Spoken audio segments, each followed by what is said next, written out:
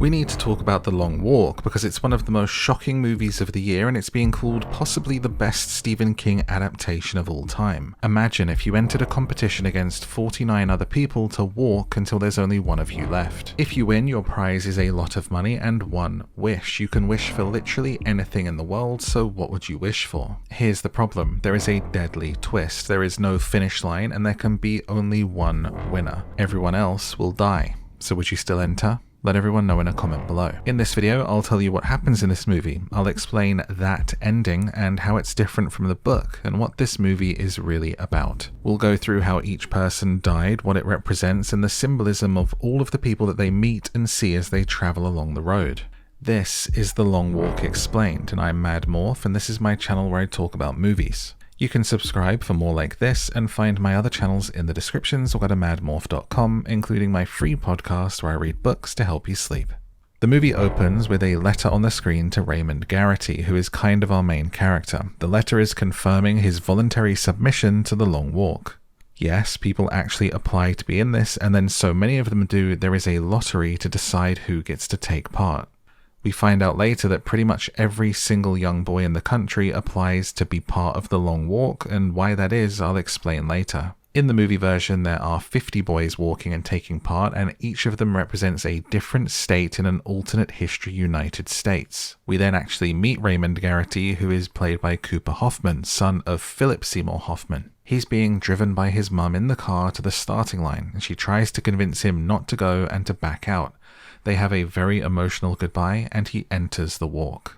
Honestly, I wasn't expecting to tear up literally 2 minutes into the movie, but Judy Greer put so much emotion and pain into her performance in the goodbyes that you got a true sense of he was going somewhere that he might not come back from. It really echoes the grief of family and loved ones of those who go to war or are lost to it. We meet the rest of the cast and the characters as they kind of size each other up. This includes Stebbins, who's called Superman or pointed out to be a fitness nut, Hank Olson, a cocky wise mouth, Art Baker, who politely says he's here just to walk and to make some friends.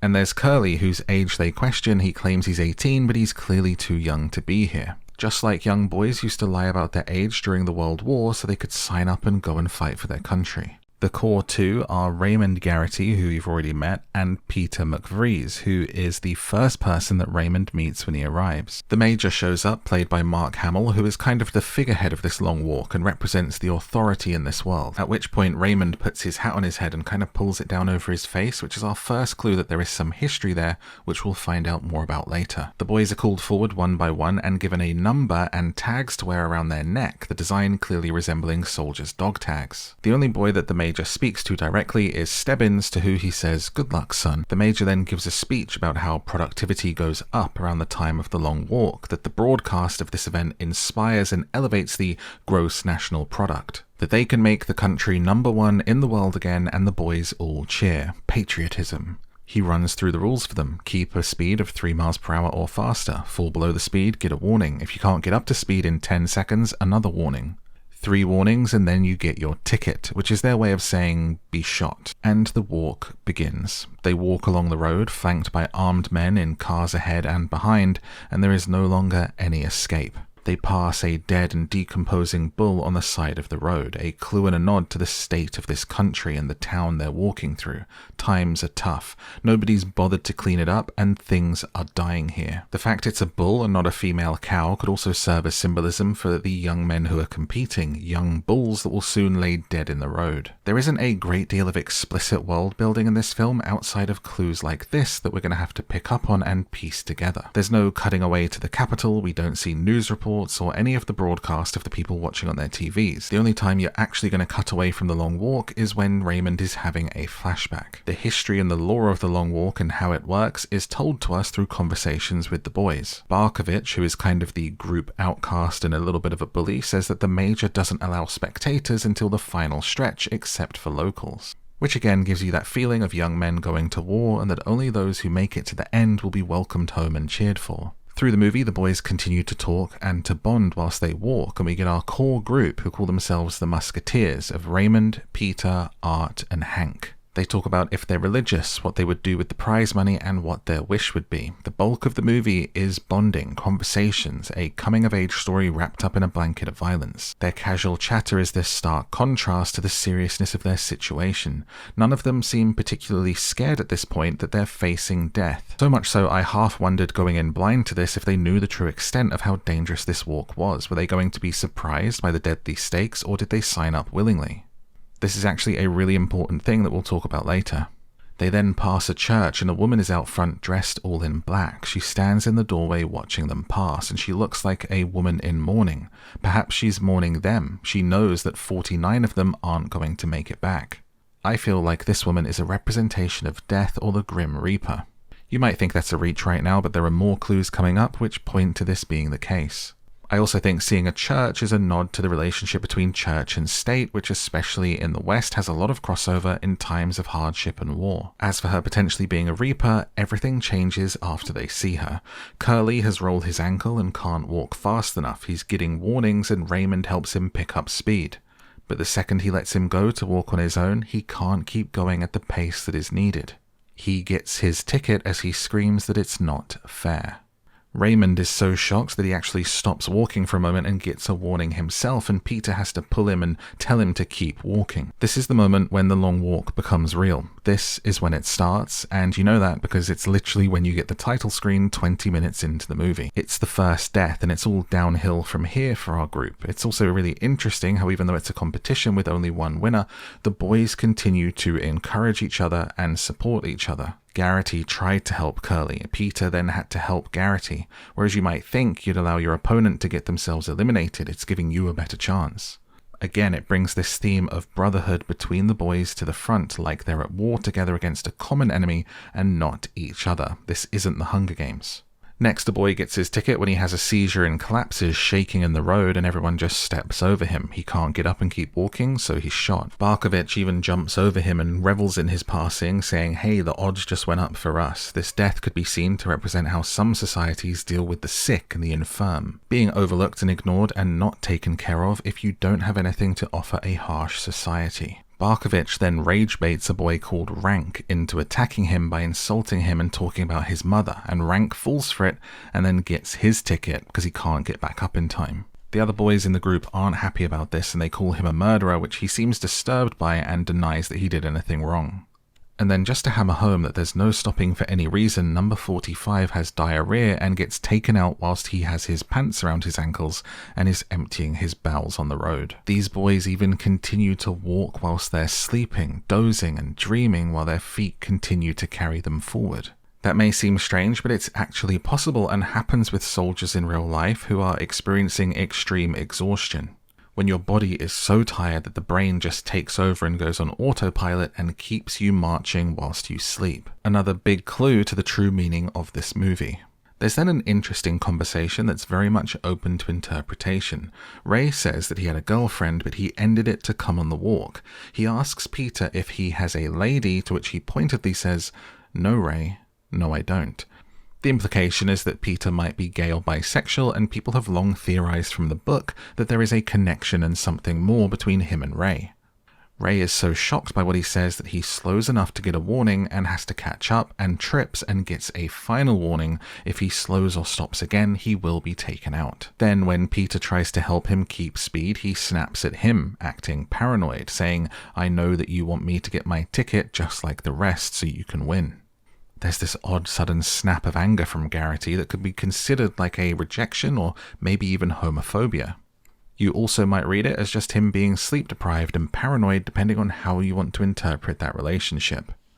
Unfortunately, they then hit an uphill portion of the walk where it's going to be even tougher to walk, and Raymond is really struggling. It's this kind of trippy out scene where he feels very much like the end is coming, only for Pete to come up from behind and snap him out of it, giving him advice, coaching him, giving him pep to make it through this part of the walk. This makes Garraty get super emotional and apologize to the point where he's almost having a panic attack and hyperventilating for how he spoke to him, but Pete just accepts it and they move on. They've now walked 59 miles and we see a tractor, a man sat on it waiting, a symbol of the country's agriculture, an important part of any civilization, but again perhaps failing.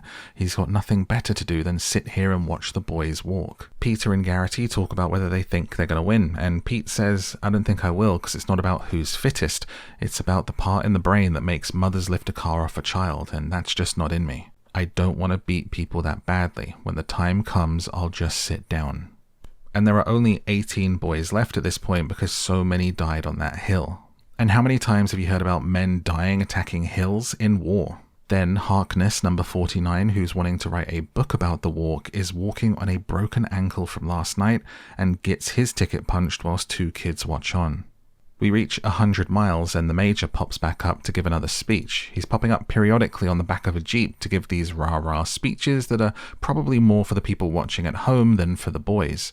This is, after all, about not just inspiring and lifting up the national product of this country, but also reminding them of the brutality of the authoritarian regime. When they reach the 100-mile mark, there is a white horse underneath the banner that marks it. This is likely a reference to Revelation 6:8 in the Bible that says, "And I looked, and behold a pale horse, and his name that sat on him was Death, and hell followed with him." The pale horse and its rider is actually the 4th horseman of the apocalypse, and is a personification of death or disease.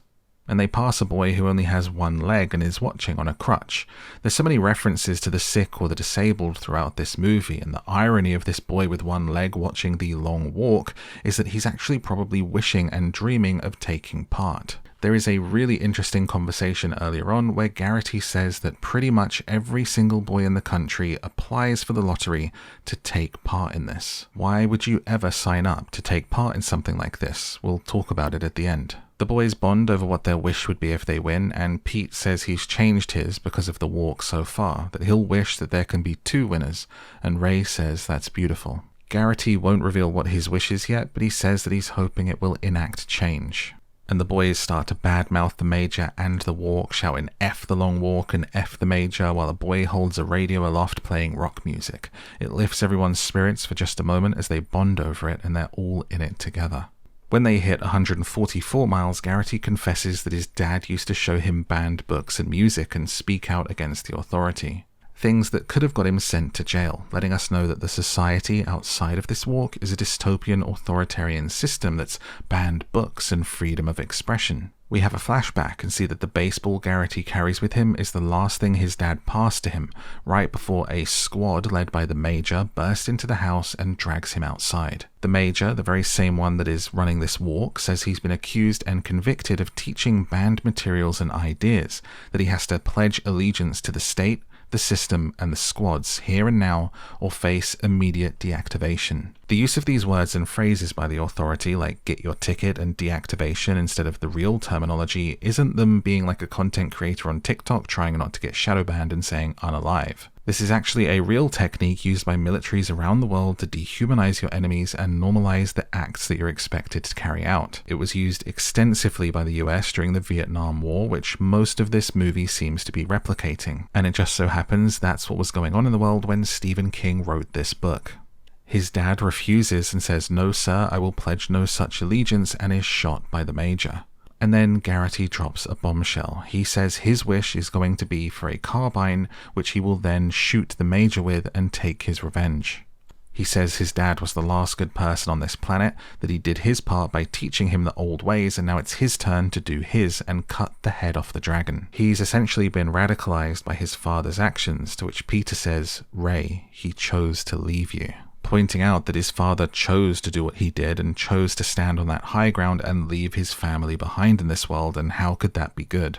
Pete continuously tries to talk Garraty out of this idea, saying it's crazy and that they'll shoot him straight away if he does that, but Ray isn't so sure, saying he'll be the winner, so it's uncharted territory of what they'll do to him. More people continue to get their ticket in ways that represent the horrors of war. One of the boys can't take it anymore. He tries to climb onto a tank but ends up underneath it with his legs crushed. which leads into the next boy running ahead, stripping off his clothes, and then stepping off the road and getting his ticket after acting out of sorts. It's symbolic of the PTSD of veterans from the things that they experience and see, like people getting tanks rolled over them. And it only gets worse from here, because the next to go is Olson. He seems to have lost his faith and says that God's garden is full of weeds before turning around and trying to grab one of the soldiers' guns and being shot in the gut. Art runs back to help Hank, and Ray has to run back to grab him to force him to leave Olson behind, whilst he screams, "I did it all wrong," and dies. The remaining boys make a pact that whoever wins has to do something nice for Olson's wife. But they leave Barkovitch out of it, just thinking he's a jerk since he got someone killed earlier, and he's offended by this, asking why didn't they want to involve him in a pact. He's asking Garraty why they didn't involve him. He's been cracking up since earlier, talking to himself harshly and punching himself in the head, and eventually he just steps out in front of them and says, "Now I'll be with you boys forever," and takes himself out of the game with a spoon. As this happens, Garraty sees 3 wild horses stirring in a field. That would make 4 horses total, including the pale one from earlier, which would be a nod to the 4 horsemen of the apocalypse. Also a nod to our main group of 4 with Ray, Pete, Art, and Hank, and now Hank is gone, there is only 3 left. The boys talk about being homesick. Garraty's just trying to make it to a certain point on the track where his mum will be spectating so he can see her one more time. Collie, who is boy 48, complains he won't get to see anyone between now and the end. Much like boys away for war, he says it's easier for Ray because it's his home state, but Pete disagrees, saying it might make it harder. The truth is that even though Garraty is walking in his home state, he's probably never felt further away from home. He is homesick himself. Considering his plan, he pretty much knows he won't be returning home. And when it comes time to pass his mum on the side of the road, he tries to play it cool and just wave and keep walking as she looks emotionally on, but he turns around and runs back to her, starts crying and apologizing, and Pete has to come over and drag him away to stop him from getting his ticket. Garraty says he wishes that he'd stayed in the car and didn't start walking, and Pete says, "You've been walking for 5 days, I've been walking for my whole life." He recounts how hard his life has been. His life is a long walk, but he looks for the light in these situations, even though it's hard to do so. And Garraty says, "I don't have that," mirroring Pete from earlier, saying that he doesn't have the part of him that wants to beat people or that would be able to win this thing. Pete says if he wins, he wants to do some good, maybe help some children like him. He asks Garraty to choose love. If he wins, take the prize, go home to his mum. He keeps trying to persuade him not to wish for the carbine and take out the major. It's getting close to the end for the boys, and there's only a handful of them left as Collie, whose anger has been building this whole time, grabs a soldier's gun and shoots them before they shoot him and leave him in the road. He sings a Native American song like some kind of wounded warrior and then turns the gun on himself. There's only 4 boys left at mile 324, and Art has been suffering with nosebleeds from an internal hemorrhage. He's been walking for too long and too hard, and his body is shutting down. Him and the boys have a last emotional conversation, and he says, "I'm going home." He stops walking, turns around, and walks back towards the soldiers to get his ticket. Now there's only 3 boys left, Stebbins, Ray, and Pete. Stebbins confesses that the Major is his dad, that he's his bastard son, that he entered as a way to seek acceptance from his father, that his wish was to be invited into his house for tea. Even though Stebbins was the fittest and had the best chance of winning, it seems that he's got sick. He's been getting progressively worse for a while, and he wants to go out on his own terms and not on his hands and knees. He says, "I'm glad it's you two," and he stops walking and screams at the soldiers, "Do me," and there's only Pete and Ray left. Garraty says that he's come to accept death and not be afraid of it, that being with the boys for these last few days, he's learned that one of the only guarantees in life is that you die, and if you're lucky, you get to choose how it happens and make the last moments matter at the end. This moment matters, which seems to convince Pete that he has come around to his way of thinking and choosing love. They get to mile 331 and there are now spectators there because only 2 are left, and the Major is going to be the one to take the final shot and crown the winner. The boys look at each other and they continue to walk as Pete suddenly stops and takes a knee, trying to let Ray win. But Ray refuses to let that happen. He pulls him to his feet and saying, "I'm being a brother to my brother, and just walk with me a little more." And no sooner than Pete agrees and keeps walking, Ray quietly stops walking and lets them shoot him. Pete is the winner. He runs back to Ray, who tells him, "I can't see it, but you can. That's why I love you." I love you, Pete. And the Major says, "Luck to you, Mr. Garraty," the exact same thing he said to his father as he takes his life too. The crowd cheer, they clap, they celebrate, fireworks go off, and Pete cries at the loss of his friend. Ray sacrificed himself knowing that he wasn't going to choose love, and he saw that Pete could. But when the Major asks Pete what his wish is, he wishes for a carbine. His wish has changed, and in the face of his friend's murder and the way that the crowd and everyone has celebrated it, he can no longer see that light himself, in this situation or in this society. He says, "This is for Ray," and he shoots the Major. When he does, the crowd all disappear, the street goes quiet, the soldiers, everyone, except for Pete and the Major's body. It's dark and it's raining and the street lights are on, and he looks down a long path which is lit either side by light, and he starts walking, and the movie ends. But what does it really mean? What was this movie about, and what was that ending? Why did everyone disappear, and why did Ray sacrifice himself? Let's get into it, but before we do, now is a great time to like and subscribe for more like this if you've enjoyed it so far, and let me know in a comment what you thought of The Long Walk. You can find recent explanations on 28 Years Later, Weapons, Final Destination, and other great dark films from this year on the channel now. So what did that ending mean, and why did everyone disappear when Pete pulled the trigger? It's highly likely that the second that Pete killed the Major, he was shot and killed too by the other soldiers. Everyone disappearing is a representation of his life being over in a snap. We see all throughout the movie that these soldiers never hesitate to fire on the boys when needed, so it would happen very, very quickly. His whole life was a long walk, and he continues to walk even after it ends. But why did Garraty sacrifice himself? All through the movie, the boys talk about what they're capable of and what they're not, what they have in them, the ability to win, the need to beat the others, or finding light in the darkness. So when Garraty says to Pete, "You can see it and that's why I love you," he wants Pete to do some good because he can't do it himself. He sacrifices himself for his new brother to live, that he's grown to love. He chooses love, just like Pete asked him to, by sacrificing himself. But the twist is that they've already switched places and mindsets. Note the lighting during these scenes. This is before the end. Garraty is lit and Pete now walks in darkness. This is definitely intentional as it happens through multiple scenes in the ending. He's silhouetted through the majority of all of these shots. Meanwhile, Garraty is lit both in front and from behind. They've switched their stances. Ray chose love, he chose light, and he sacrificed himself for Pete and for a greater good. But the darkness is foreshadowing that Pete is broken by the long walk and broken by the murder of Garraty, and now chooses vengeance, that hope is lost, and he fulfills Garraty's dream of getting revenge instead. It is an exclamation point on the hopelessness and the emptiness of these young men that they're left with after surviving the long walk. But how is it different from the book ending? In the book, Pete gives up whilst he's in third place. He sits down and accepts his fate, just like he said he would in the movie. This leaves Stebbins and Garraty as the final two, but Stebbins just drops dead from sickness and exhaustion, at which point Garraty is so physically and mentally broken that he doesn't even realize that he's won. He hallucinates, seeing shadows in the distance, and thinks that they're people that he still has to beat, and continues to walk. You can kind of see a little bit of that influence on the movie ending, with Pete in the afterlife also choosing to continue to walk as well. But which ending do you prefer, the book or the movie? Let everyone know in a comment. So what is this film really about? Early on, there's a very important conversation when Garraty explains the long walk like this. He says, "The system backs people into a corner, points to an escape hatch and says, that's the only way out. Of course, we're all going to try and go through it."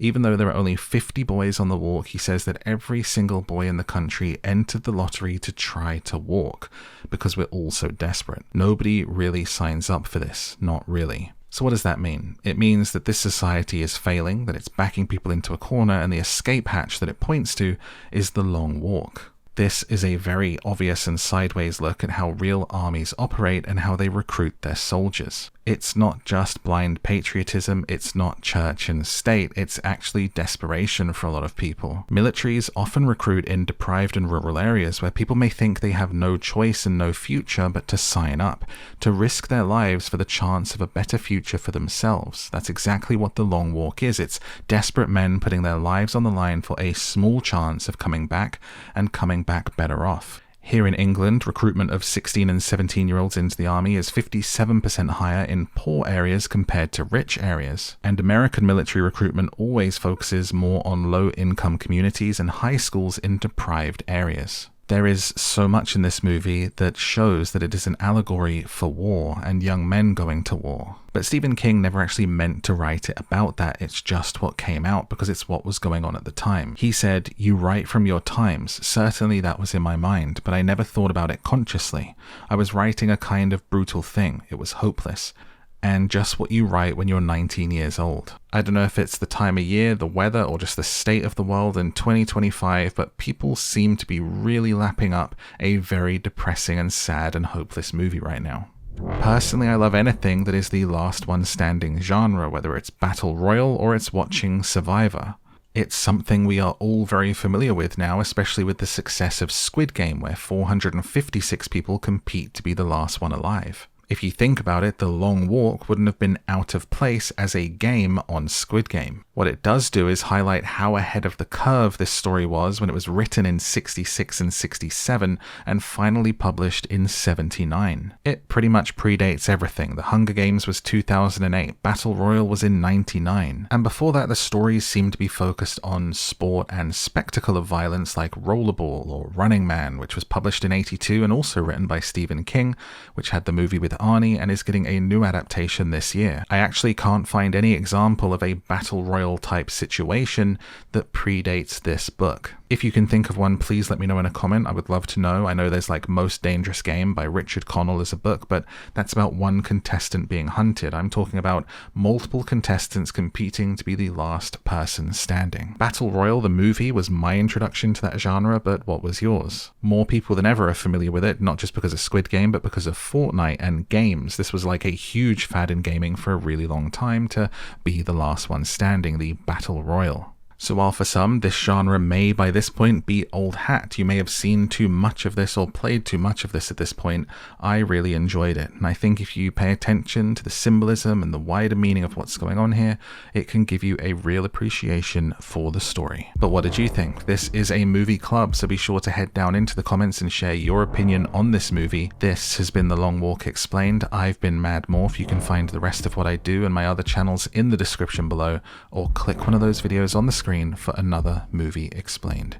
Please hit that like and subscribe before you head out, and until next time, thank you for watching and good night.